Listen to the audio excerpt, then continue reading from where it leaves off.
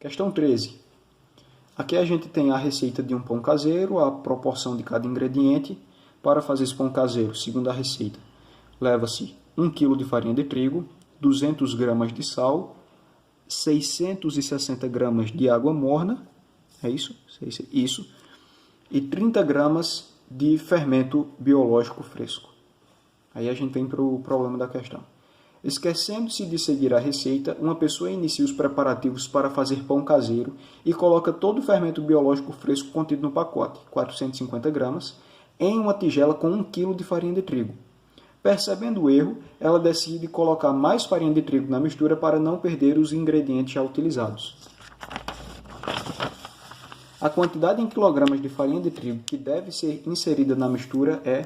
Então veja, para esse pão ser corretamente feito, as proporções entre os ingredientes devem ser mantidas.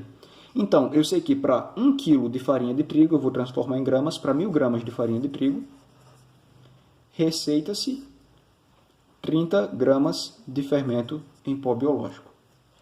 Quer dizer, fermento biológico fresco. Se essa é a proporção a ser mantida, o que é que eu posso fazer? Eu sei que toda proporção gera uma constante de proporcionalidade, que eu posso chamar de K. Então, essa constante de proporcionalidade, ela deve ser mantida mesmo que os valores do numerador e do denominador variem, porque são grandezas diretamente proporcionais. Se são grandezas diretamente proporcionais, né? Ou seja, quanto mais farinha eu usar, mais fermento biológico eu vou precisar. Por isso que a razão delas é uma constante, se você se lembra disso.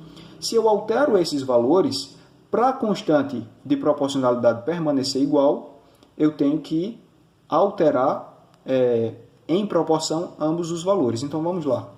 Se ele utilizou, essa é a constante de proporção, né? 1000 sobre 30.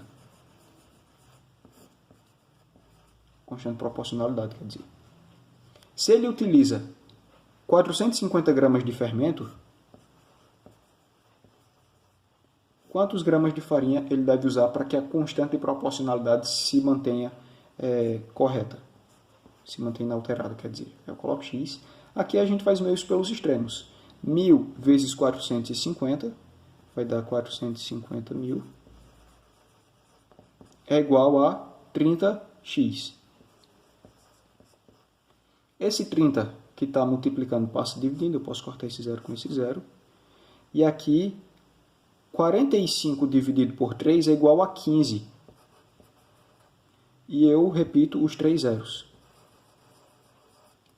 Ou seja, para 450 gramas de fermento biológico, eu vou precisar de 15.000 gramas, lembra que isso aqui está em gramas, tá?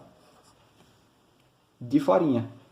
Só que eu posso transformar para quilogramas, né? Então 15 quilogramas.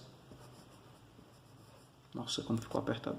15 quilogramas. A questão é a seguinte: para 450 gramas de fermento, ele precisa de 15 quilogramas de farinha.